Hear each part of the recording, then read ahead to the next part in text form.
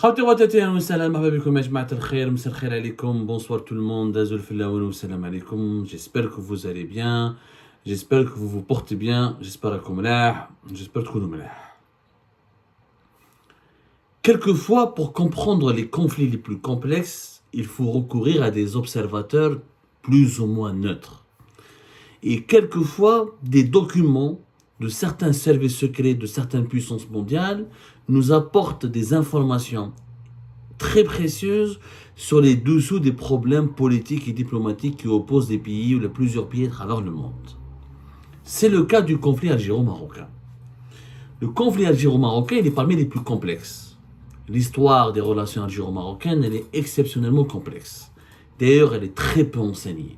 Tellement mal et peu ou pas du tout enseignée dans les deux pays que les fake news, la désinformation, les manipulations de toutes parts s'emparent des esprits, régulièrement des esprits des Marocains et des Algériens. Qui connaît le déroulement exact de la guerre des sables en 63? Qu'est-ce qui s'est passé les batailles d'Emgala 1 et 2 76? La rupture des relations diplomatiques entre le Maroc et la France, entre le Maroc et l'Algérie de 1976 jusqu'à 1988. On oublie, on parle des problèmes actuels entre l'Algérie et le Maroc, mais les problèmes de l'Algérie et le Maroc sont historiques. Ça a commencé depuis l'indépendance de l'Algérie, dès la première guerre des sables. Et ça ne s'est pas calmé. Il y a eu une parenthèse entre 1988 et la fin des années 80, où ça s'est calmé, avec notamment le rétablissement des relations diplomatiques entre l'Algérie et le Maroc. Je rappelle que la première rupture des relations diplomatiques algéro-marocaines, elle date de 1976, lorsque l'Algérie a reconnu le Front Polisario qui se bat pour l'indépendance du Sahara occidental. Ça a été rétabli en mai 1988. Plusieurs épisodes de l'histoire de l'Algérie et du Maroc sont méconnus, inconnus. L'expulsion des Algériens du Maroc, l'expulsion des Marocains d'Algérie. Tous ces épisodes font l'objet de beaucoup de propagande et pas assez, et très peu d'historiens neutres n'arrivent à nous produire de la recherche rigoureuse, disciplinée, pour établir la vérité, rien que la vérité.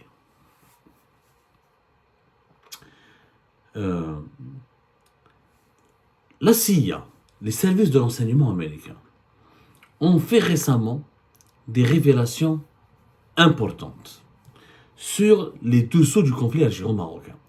La CIA, chaque année, ce qu'on appelle, elle déclassifie des documents. Sur son site internet, elle a une base de données des documents qui sont déclassifiés. Ça veut dire quoi, des documents déclassifiés? Ça veut dire que ce sont des documents, des rapports, des notes établis par la CIA qui datent de plusieurs années et que la CIA les porte les rend publics sur une base de données pour que les historiens, les journalistes, les spécialistes des relations internationales puissent accéder à des informations qui pourront éclairer la lanterne, alimenter la recherche scientifique sur l'histoire des relations entre les États à travers le monde. La CIA, elle rend des documents, elle rend public, elle révèle, elle déclassifie. Ça veut dire que les documents normalement dans les services secrets sont classés secret défense confidentiels. Ils ne sont pas publics, mais à part les chefs d'État et les responsables des services secrets et certains responsables gouvernementaux, personne ne peut accéder à ces rapports. Sauf quand ils sont déclassifiés, ils deviennent publics.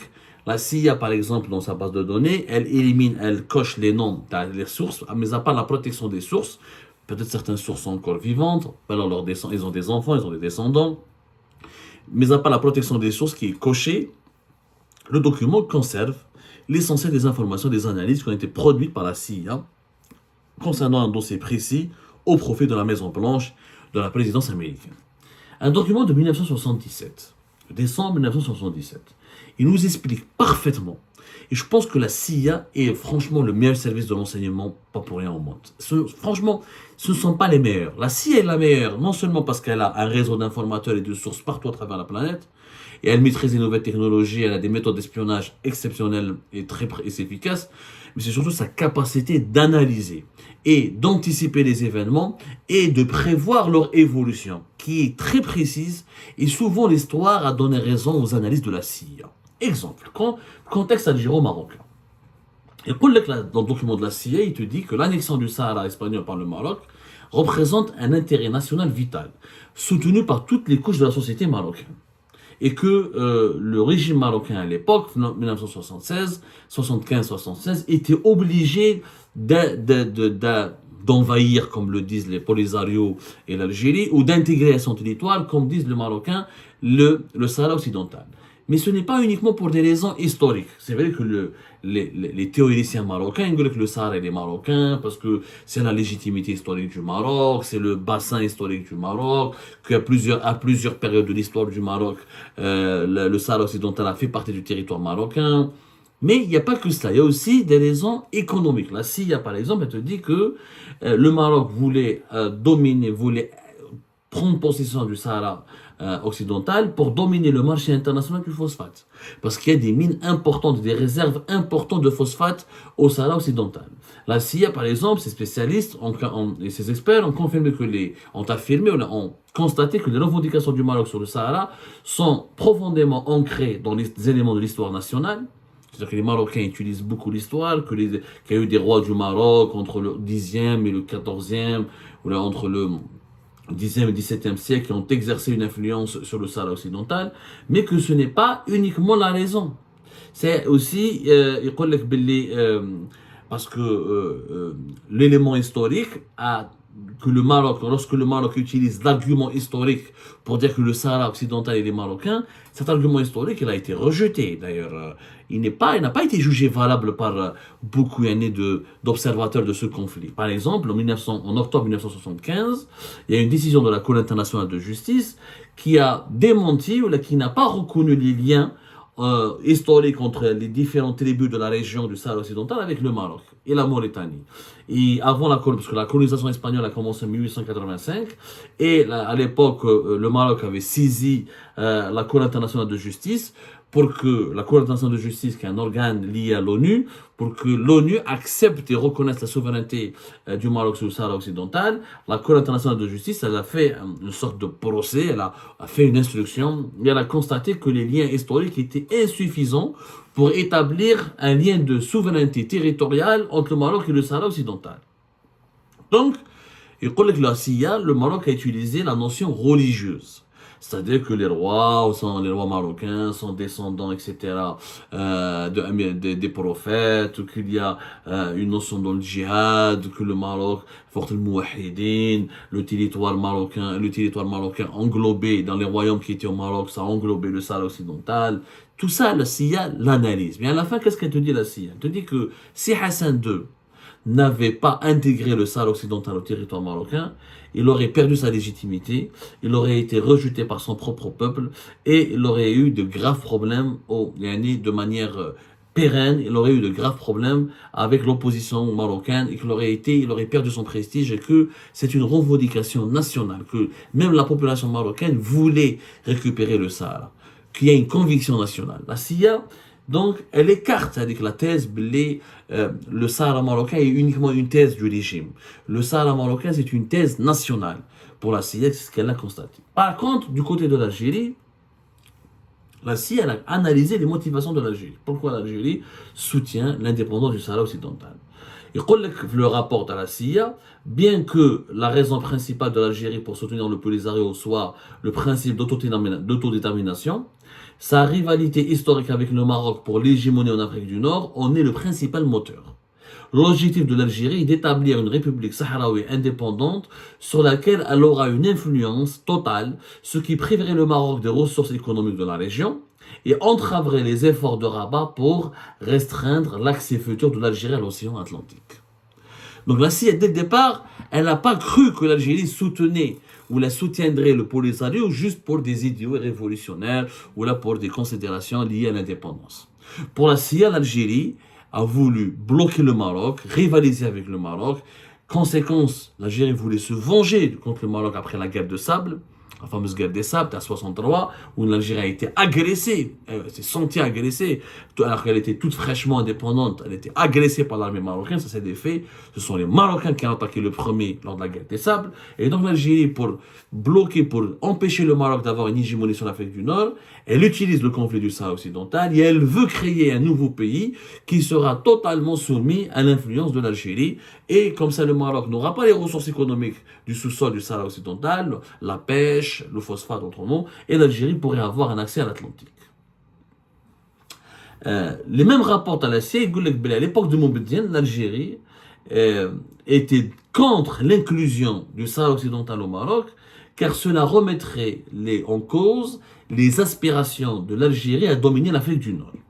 Les Marocains sentent, c'est toujours le rapport de la CIA qui le dit, les Marocains sentent qu'ils ne peuvent pas renoncer à leur revendication sur le Sahara pour des raisons suivantes. La création, les arguments du Maroc, au-delà on parle de religion, d'histoire, mais la vérité elle est là, elle est ailleurs.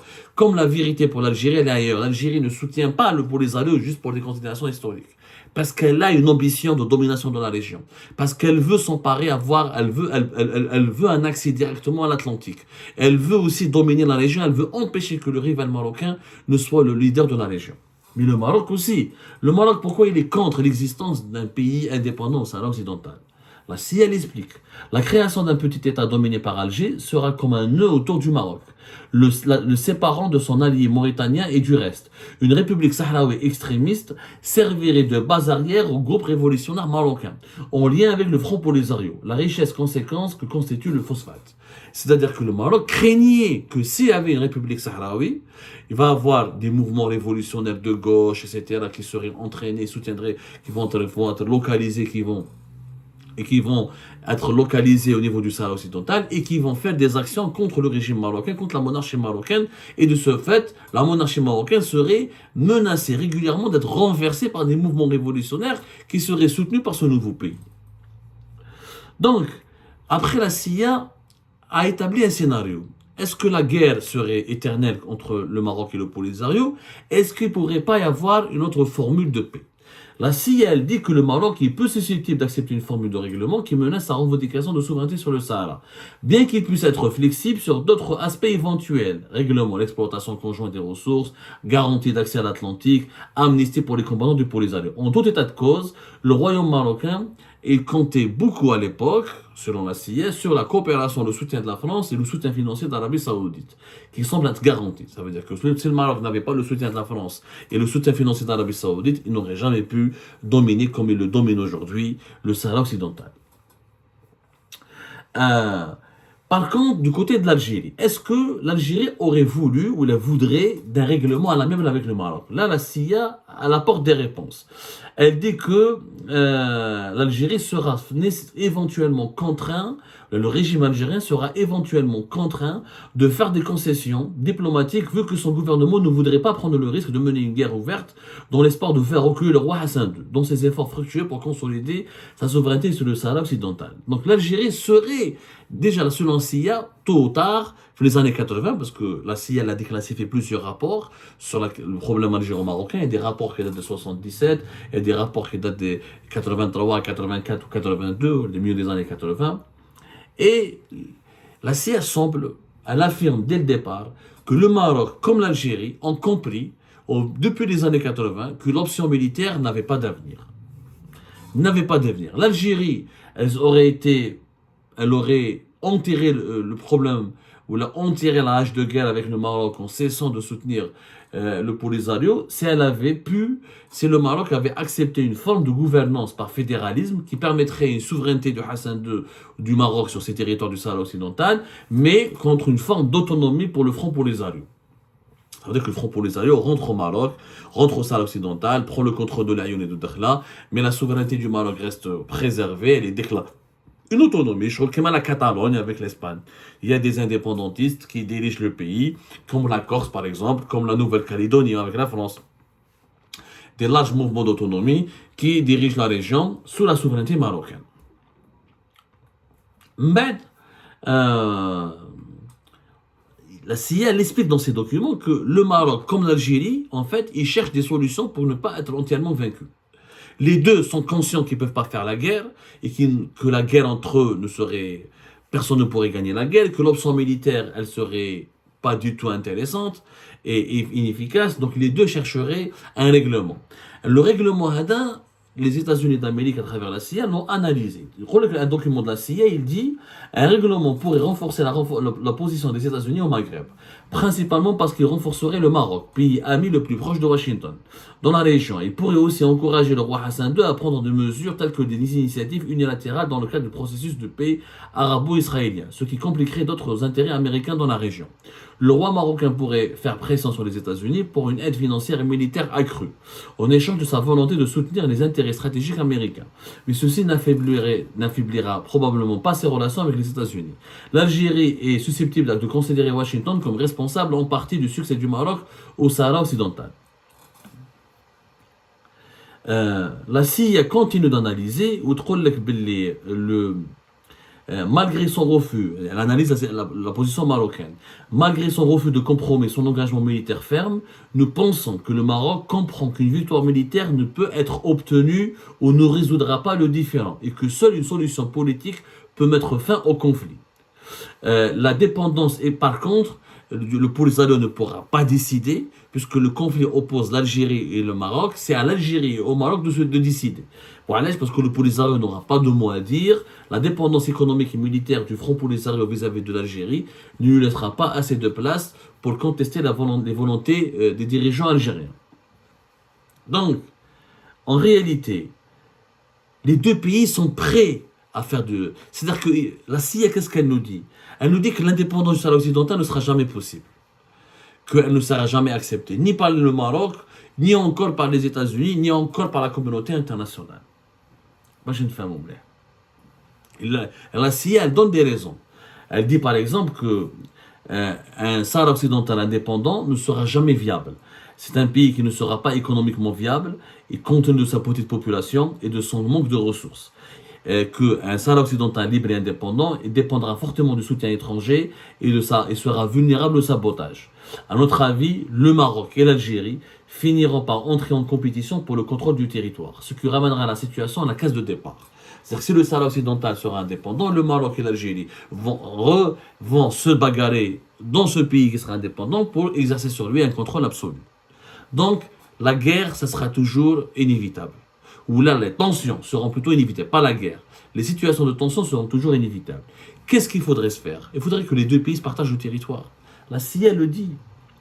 La CIA le dit. Il faudrait que le Maroc accepte que l'Algérie ait directement un passage vers l'Atlantique, que les dirigeants du Polisario soient graciés, qu'ils puissent rentrer chez eux et qu'ils puissent occuper des postes politiques dans des institutions basées, localisées sur le territoire du Sahara occidental, et qu'il y ait une forme d'autonomie qui garantit au Polisario le droit d'exister sur son propre territoire.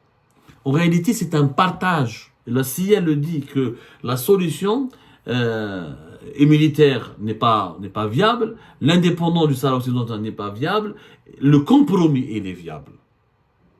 Et là, les révélations importantes de la CIA nous apprennent, c'est qu'il est possible d'avoir un compromis entre l'Algérie et le Maroc. Il faut juste pousser l'Algérie comme le Maroc à accepter le compromis.